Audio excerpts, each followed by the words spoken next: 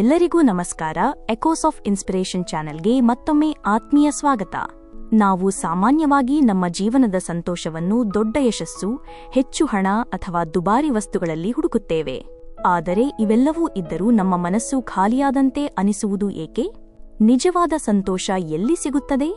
ಒಂದು ಹಳೆಯ ಕನ್ನಡಿ ನಮ್ಮ ಜೀವನದ ನಿಜವಾದ ಸಂತೋಷದ ರಹಸ್ಯವನ್ನು ನಮಗೆ ಹೇಳಬಹುದೇ?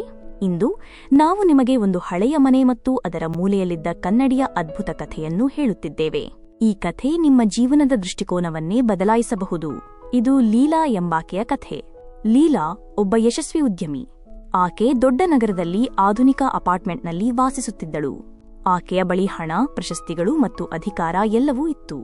ಆದರೆ ಆಕೆಯ ಮನಸ್ಸಿನಲ್ಲಿ ಒಂದು ಬಗೆಯ ಖಾಲಿಭಾವವಿತ್ತು. ಆಕೆ ಸದಾ ಏನನ್ನೋ ಕಳೆದುಕೊಂಡಂತೆ ಇರುತ್ತಿದ್ದಳು. ಒಂದು ದಿನ ಆಕೆಯ ಅಜ್ಜಿ ತೀರಿಕೊಂಡಾಗ ಆಕೆಯ ಹಳೆಯ ಹಳ್ಳಿಯ ಮನೆಯನ್ನು ಮಾರಾಟ ಮಾಡಲು ಹೋಗಬೇಕಾಯಿತು. ಆ ಮನೆ ಹಳೆಯದಾಗಿತ್ತು, ದುರಸ್ತಿ ಮಾಡಬೇಕಿತ್ತು. ಲೀಲಾ ಆ ಮನೆಯಲ್ಲಿ ಬರೀ ಒಂದು ದಿನವನ್ನೂ ಕಳೆಯಲು ಇಷ್ಟಪಡಲಿಲ್ಲ. ಆಕೆ ಆ ಮನೆಯನ್ನು ತಕ್ಷಣವೇ ಮಾರಾಟ ಮಾಡಲು ಬಯಸಿದ್ದಳು. ಮನೆಯನ್ನು ಸ್ವಚ್ಛ ಮಾಡುವಾಗ ಆಕೆ ಮನೆಯ ಮೂಲೆಯಲ್ಲಿದ್ದ ಒಂದು ಹಳೆಯ ಕನ್ನಡಿಯನ್ನು ಕಂಡುಕೊಂಡಳು. ಅದು ಕಪ್ಪು ಹಿತ್ತಾಳೆ ಚೌಕಟ್ಟಿನಿಂದ ಕೂಡಿತ್ತು ಮತ್ತು ಅದರ ಮೇಲ್ಮೈಯಲ್ಲಿ ಧೂಳು ತುಂಬಿತ್ತು. ಲೀಲಾ ತನ್ನನ್ನು ನೋಡಿಕೊಳ್ಳಲು ಬಯಸದೆ ಅದನ್ನು ಒಂದು ಬಟ್ಟೆಯಿಂದ ಒರೆಸಿದಳು. ಆ ದಿನ ರಾತ್ರಿ ಲೀಲಾ ಆ ಹಳೆಯ ಮನೆಯಲ್ಲಿ ಮಲಗಿದಳು. ಆಕೆಗೆ ಸರಿಯಾಗಿ ನಿದ್ದೆ ಬರುತ್ತಿರಲಿಲ್ಲ. ಆಕೆ ಬೆಳಗಿನ ಜಾವ ಎದ್ದಾಗ ಸೂರ್ಯನ ಮೊದಲ ಕಿರಣಗಳು ಮನೆಯ ಕಿಟಕಿಯಿಂದ ಹಾದು ಆ ಹಳೆಯ ಕನ್ನಡಿಯನ್ನು ಬೆಳಗಿಸಿದವು. ಲೀಲಾ ಕುತೂಹಲದಿಂದ ಕನ್ನಡಿಯಲ್ಲಿ ನೋಡಿದಳು. ಅಲ್ಲಿ ಆಕೆಯ ಆಯಾಸಗೊಂಡ ನಿರ್ಜೀವ ಮುಖ ಕಾಣಿಸಿತು. ಆದರೆ ಕನ್ನಡಿಯ ಕೆಳಗೆ ಒಂದು ಸಣ್ಣ ಬರವಣಿಗೆ ಇತ್ತು: ನಿಮ್ಮನ್ನು ನೀವು ಸಂತೋಷದಿಂದ ನೋಡಿದಾಗ ಜಗತ್ತು ನಿಮ್ಮನ್ನು ಸಂತೋಷದಿಂದ ನೋಡುತ್ತದೆ. ಲೀಲಾ ಈ ಮಾತನ್ನು ನಕ್ಕು ಬಿಟ್ಟಳು. ಮರುದಿನ ಆಕೆ ಮನೆಯನ್ನು ಮಾರಾಟ ಮಾಡಲು ವಕೀಲರೊಂದಿಗೆ ಮಾತನಾಡುವಾಗ ತುಂಬಾ ಒತ್ತಡದಲ್ಲಿದ್ದಳು. ಒಂದು ಕ್ಷಣ ಆಕೆ ಆ ಕನ್ನಡಿಯ ಬಳಿ ಹೋಗಿ ತನ್ನ ಒತ್ತಡಗೊಂಡ ಮುಖವನ್ನು ನೋಡಿದಳು. ಆ ಮುಖದಲ್ಲಿ ಸಂತೋಷದ ಒಂದು ಕಿರಣವೂ ಇರಲಿಲ್ಲ. ಆ ದಿನ ಆಕೆ ಮನೆಗೆ ಮರಳಿದಾಗ ಆಕೆ ಯೋಚಿಸಿದಳು, ನನ್ನ ಸಂತೋಷ ಎಲ್ಲಿದೆ? ಲೀಲಾ ಮರುದಿನ ಮತ್ತೆ ತನ್ನ ಅಜ್ಜಿಯ ಮನೆಗೆ ಹೋದಳು. ಈ ಬಾರಿ ಆಕೆ ಯಾವುದನ್ನೂ ಮಾರಾಟ ಮಾಡಲು ಹೋಗಿರಲಿಲ್ಲ. ಆಕೆ ಆ ಹಳೆಯ ಮನೆಯಲ್ಲಿ ತನ್ನ ಬಾಲ್ಯವನ್ನು ನೆನಪಿಸಿಕೊಳ್ಳಲು ಪ್ರಯತ್ನಿಸಿದಳು. ಆಕೆ ಆ ಹಳೆಯ ಕನ್ನಡಿಯನ್ನು ಮತ್ತೆ ನೋಡಿದಳು. ಆ ಕನ್ನಡಿ ಕೇವಲ ಆಕೆಯ ಮುಖವನ್ನು ಮಾತ್ರ ತೋರಿಸಲಿಲ್ಲ. ಅದರ ಆಚೆಗೆ ಇದ್ದ ಕಿಟಕಿಯಿಂದ ಕಾಣುವ ಹೂವುಗಳು, ಪಕ್ಷಿಗಳು ಮತ್ತು ಮರಗಳನ್ನು ಅದು ಪ್ರತಿಬಿಂಬಿಸುತ್ತಿತ್ತು. ಲೀಲಾ ಕಿಟಕಿಯ ಬಳಿ ಹೋಗಿ ಆ ಹೂವುಗಳನ್ನು ಸ್ಪರ್ಶಿಸಿದಳು. ಒಂದು ಚಿಕ್ಕ ಹೂವಿನ ಮೇಲೆ ಒಂದು ಚಿಟ್ಟೆ ಕುಳಿತಿತ್ತು. ಅದು ಒಂದು ಸುಂದರವಾದ ಕ್ಷಣವಾಗಿತ್ತು. ಅಂದು ಲೀಲಾ ತನ್ನ ಆಫೀಸಿನ ಕೆಲಸವನ್ನೂ ಮರೆತು ಅಜ್ಜಿಯ ಮನೆಯಲ್ಲೇ ಉಳಿದಳು. ಮರುದಿನ ಬೆಳಿಗ್ಗೆ ಆಕೆ ಎದ್ದಾಗ ಆಕೆ ಅಡುಗೆ ಮನೆಗೆ ಹೋಗಿ ತನ್ನ ಅಜ್ಜಿ ಮಾಡುತ್ತಿದ್ದಂತೆ ಮಸಾಲೆ ವಡೆಯನ್ನೂ ಮಾಡಿದಳು. ವಡೆಯ ವಾಸನೆ ಸದ್ದು ಆಕೆಗೆ ನೆನಪಿನಲ್ಲಿದ್ದ ಖಾಲಿಭಾವವನ್ನು ತುಂಬಿದಂತೆ ಅನಿಸಿತು. ಆಕೆಗೆ ನಿಜವಾದ ಸಂತೋಷ ಎಲ್ಲಿ ಅಡಗಿದೆ ಎಂದು ಅರ್ಥವಾಯಿತು.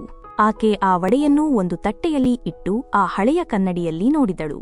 ಈ ಬಾರಿ ಆಕೆಯ ಮುಖದಲ್ಲಿ ಒಂದು ನಗು ಇತ್ತು. ಕನ್ನಡಿ ಆಕೆಯ ನಗುವನ್ನು, ಸಂತೋಷವನ್ನು ಪ್ರತಿಬಿಂಬಿಸಿತು. ಲೀಲಾಳಿಗೆ ಆಶ್ಚರ್ಯವಾಯಿತು. ಆ ಕನ್ನಡಿ ಅವಳಿಗೆ ಜೀವನದ ಸಣ್ಣ ಸಂತೋಷಗಳನ್ನು ನೋಡಲು ಕಲಿಸುತ್ತಿತ್ತು.